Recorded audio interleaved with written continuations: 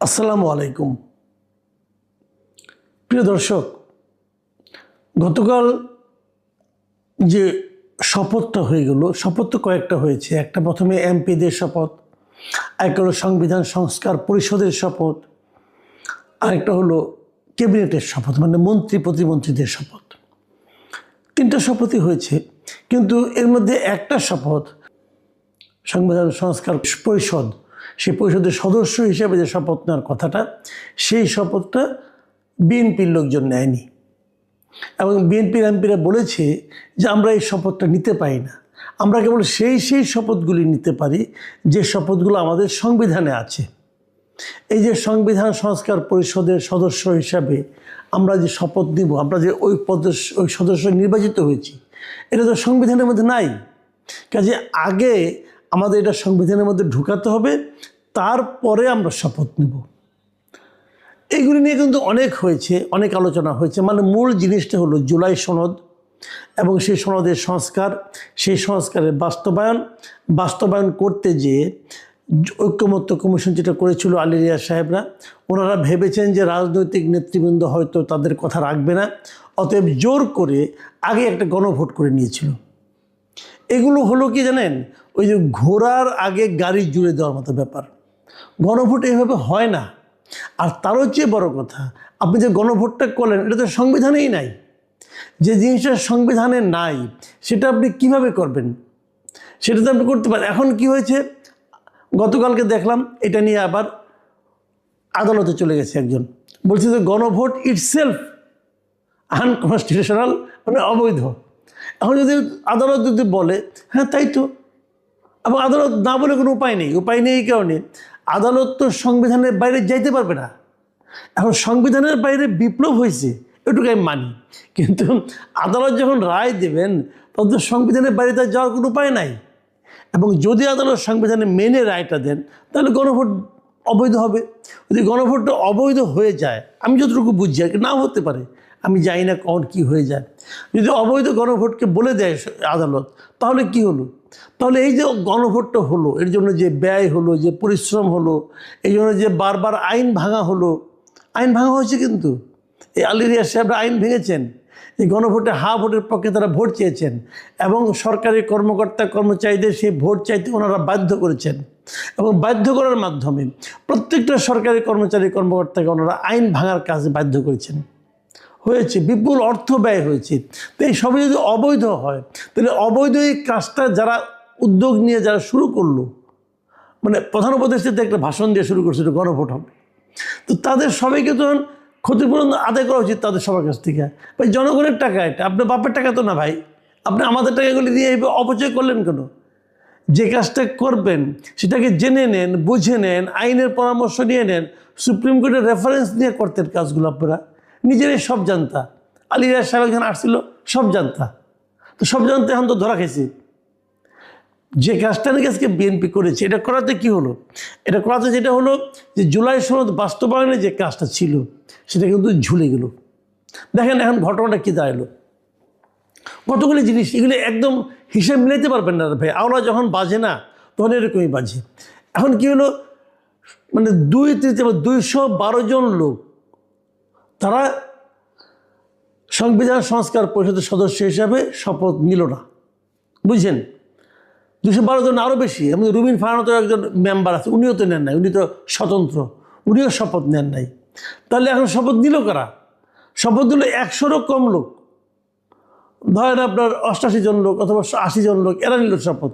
তাও সবাই নেয় নাই, স্বতন্ত্ররা সম্ভবত নেয় নাই। তাহলে এই যে যারা নিল, এখন এরা নিয়ে কি করবে? এরা কিন্তু এখন তাহলে সংবিধান সংস্কার পরিষদের সদস্য হইল, তারা কি সংবিধান সংস্কার নিজেরাই করতে বসে যাবে এই কয়জন মিলে? এটা হবে? তাহলে সংবিধান সংস্কার পরিষদের মেম্বার কয়জন হবে? কেউ তো বলে দেয় না কয়জন হবে। এটা হলো একটা দিক। দ্বিতীয় দিকটা হলো, যে জিনিসটাকে বেআইনি বলে, অসাংবিধানিক বলে বিএনপির এমপিরা বয়কট করলো, মানে করলো না, যে এটা আমি করবো না, এটা করার কোনো উপায়ই নাই। তো সেই শপথ আবার অন্যদেরকে সিইসি পরিচালনা করলো কেমন? যে শপথটা অনৈতিক এবং অথবা অসাংবিধানিক বলে একটা মানে আপনার এমপিদের একটা বড় অংশ মানে 2/3 বেশি অংশ করলো না, বলে এটা করা যাবে না, এটা বেআইনি হবে, এটা অসাংবিধানিক হবে। তো সেই অসাংবিধানিক কাজের শপথটা সিইসি কীভাবে পড়ালেন? এই সমস্যাটার সমাধান কি কেউ করেছেন? কেউ ভেবেছেন এভাবে? কেউ ভাবেননি, অথবা ভাবলেও বলেননি। তার মানে কি, আইন প্রণয়ন, সংস্কার করা না করা, শপথ নেওয়া না নেওয়া, এই সবগুলিকে না একটা ছেলে খেলা বানিয়ে দেওয়া হয়েছে। এগুলি ভাই ছেলে খেলা না। একটা দেশ কীভাবে চলবে, জাতির ভবিষ্যৎ কী হবে, এগুলো যেখানে বসে হয় সেখানে ছেলে খেলা চলে না। কেন করতে যান আপনারা এগুলো? এখন কি হবে? এখন যেটা হবে যে আমি ভেবেছিলাম যে আগামী সংসদটা হবে খুবই ভাইব্রেন্ট। আমি কিন্তু বলেছিলাম যে জামাত এই ধরনের বিরোধী দল হবে, বিএনপি এরকম একটা যুক্তিগ্রাহ্য একটা রাজনৈতিক দল হবে, এখানে গায়ের জোর চলবে না, সবাই মিলেমিশে একটা সংসদ হবে, মানুষ বুঝতে পারবে দেশের কি হচ্ছে না হচ্ছে, অ্যাটসেট্রা অ্যাটসেট্রা। কিন্তু তা কি হতে যাচ্ছে? এখন তো আমি আতঙ্কে আছি, আমি আশঙ্কা করছি এটা হবে না। কারণ দেখেন কেন হবে না, শুরু থেকেই বিরোধ চলা আরম্ভ হয়ে গেছে। প্রথমত এই জুলাই সংস্কার নিয়ে, এই শপথ পড়ানো নিয়ে, এটা হলো একটা। বিকেলবেলা মন্ত্রীদের শপথ হলো, সেই অনুষ্ঠানে জামাতের লোকজন গেলেন না, এনসিপি লোকজন গেলেন না। মানে কি বয়কট? এই বয়কটের রাজনীতি আবার শুরু হয়ে গেল। সকালে যেটা বিএনপি ভুলটা করেছে, অথবা শুদ্ধ করে ওনারা মনে করছেন ভুল করেছে, আমার বিবেচনায় কিন্তু বিএনপি কোনো ভুল করেনি। আমি মনে করি বিএনপি যা করেছে সাংবিধানিকভাবে ঠিকই আছে, ওদের লজিক ঠিক আছে। বাট জামাত এনসিপি মনে করছে বিএনপি ভুল করেছে। ঠিক আছে, জামাত এনসিপিকে আমি বলি যে ভুল যদি হয়, ওই ভুলের কারণে আপনার পরের অনুষ্ঠানটা বয়কট করলেন কেন? আপনারা যদি পরের অনুষ্ঠানে যেতেন তাহলে অনুষ্ঠানের সৌন্দর্যটা বাড়তো না?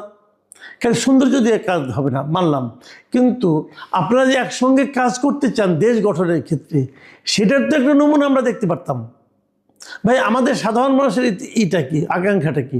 আমরা তো ওই অনুষ্ঠানে যাব না, আমাদের দেওয়া তো হবে না, কেউ করবে না, সেটা ব্যাপার না। কিন্তু আমরা তো চাই যে যাদেরকে আমরা ভোট দিয়ে পাঠাইলাম তারা তাদের মধ্যে যে কোনো একটা ইস্যু নিয়ে মুখ দেখা দেখি বন্ধ করে দিবে, তার বাসায় যাবে না, ওই দাওয়াতে থাকবে না। এটা কেন? এটা তো আমরা চাইনি। এবং এরপর কি হবে আপনারা আগামীতে নিশ্চিন্ত থাকেন।